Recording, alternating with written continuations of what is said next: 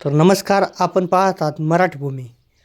आजचा विषय अत्यंत संवेदनशील आणि एका आमदाराच्या मृत्यू प्रकरणात एफ-आय-आर नोंदवण्याबाबत निर्माण झालेल्या प्रश्नांवर चर्चा सुरू आहे. कुटुंबियाकडून आणि संबंधिताकडून अशी भावना व्यक्त केली जात आहे की त्यांची तक्रार अधिकृतपणे नोंदवली जावी आणि त्यानुसार चौकशी व्हावी. तर राज ठाकरे आणि रोहित पवार यांच्या भेटीनंतर पहिल्यांदाच राज ठाकरे हे अजित पवार यांच्याविषयी बोलले आहेत व पुढे ते म्हणाले की जर कोणी तक्रार देण्यासाठी पोलीस स्टेशनमध्ये जात असेल तर ती स्वीकारली का जात नाही. राज्यात कोणालाही एफ-आय-आर नोंदवण्याचा अधिकार आहे असं वारंवार सांगितलं जातं. मग प्रत्यक्षात तक्रार नोंदवताना अडथळे काय येतात असा सवाल त्यांनी उपस्थित केला आहे. राज ठाकरे पुढे म्हणाले की 3 वेगवेगळ्या ठिकाणी प्रयत्न करूनही नोंद झाली नाही अशी माहिती समोर येते तेव्हा स्वाभाविकपणे शंका निर्माण होतात.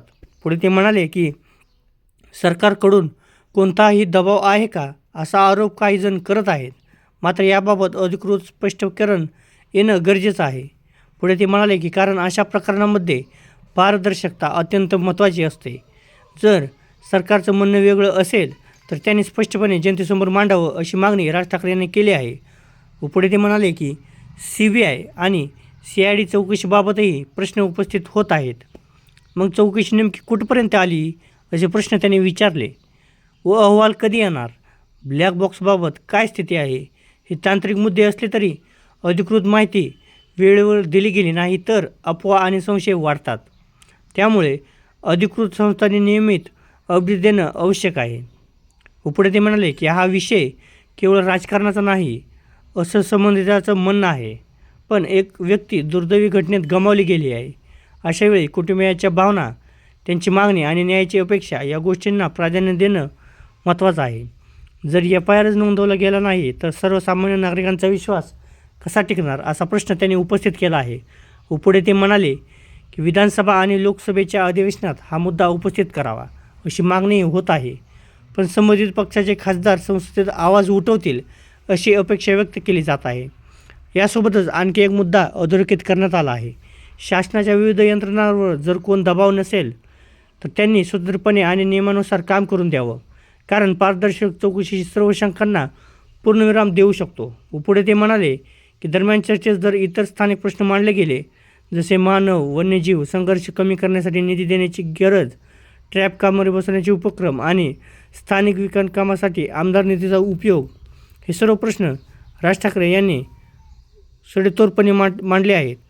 पुढे ते म्हणाले की मला असं वाटत आहे की त्यांनी पण या गोष्टीचा विचार केला पाहिजे कारण त्यांचे जे पती होते आणि त्यांच्याच पतीच्या अपघाताबद्दल हा एफ-आय-आर आहे असं राज ठाकरे यांनी सुनील पवारांना आवाहन केलं. आणि ते पुढे म्हणाले की सरकारकडं असा दबाव येतो की तुम्ही एफ-आय-आर घेऊ नका.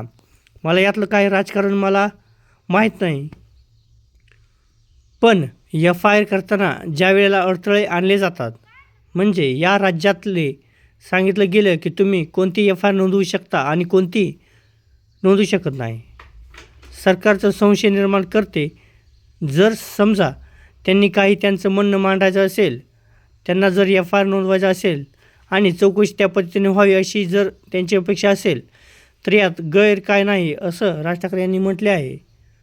व ब्लॅक बॉक्स कधी दृष्ट्या होत नसतो, त्याचंही काय झालं अजूनपर्यंत समजत नाही. आणि नक्की सरकार, मला असं वाटतं की हे संशयाचे भूत नाचवते. या सगळ्या गोष्टींच्या मागे आता याचं काय आहे हे समजून घेणं स्पष्ट आहे. तर मित्रांनो, तुम्हाला राज ठाकरे यांच्या या व्हिडिओबद्दल काय वाटतं. व शेवटी मुद्दा एकच, तक्रार नोंदवली जावी, चौकशी पारदर्शकता होय आणि सत्य समोर यावं, शंका निर्माण होणार नाहीत अशी भूमिका सरकारने घ्यावी अशी अपेक्षा राज ठाकरे यांनी व्यक्त केली आहे. तर आपल्याला काय वाटतं, संवेदनशील प्रकरणामध्ये एफ-आय-आर नोंदणी आणि चौकशी प्रक्रियेत अधिक पारदर्शकता असायला हवी का. राज ठाकरे यांच्या या वक्तव्याबद्दल तुम्हाला काय वाटतं हे कमेंटमध्ये एकदा नक्की कळवा. पाहत राहा मराठी भूमी.